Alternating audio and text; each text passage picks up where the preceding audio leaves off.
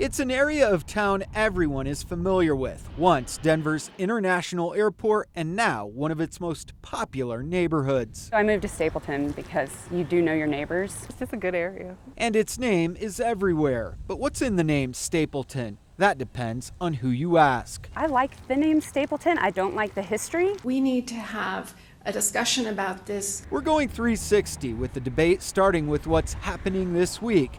Ballots are going out and voters will decide. Should we retain Stapleton as the name of the community? The debate has raged on for months, even years, and many argue it's a name that has to go. It's not just the climate of the past.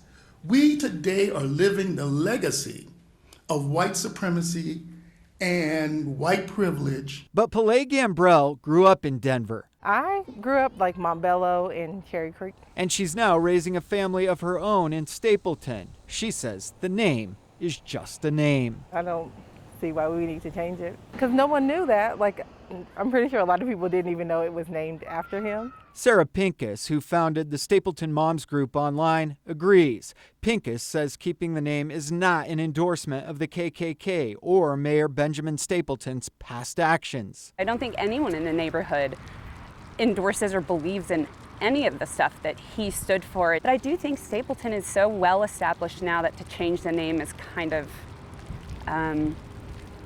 silly. That name change will cost residents here, and the second question on the ballot asks if there should be a special assessment to pay for that name change. Many say it's worth it. And I do appreciate, businesses and the costs and so forth, but it's bigger than that. It's about who we are as a community. And still others say, if we do this, where does it end? Both Thomas Jefferson and George Washington, for example, were slave owners. Do we start worrying about other things? Do we start changing the name of Jefferson County?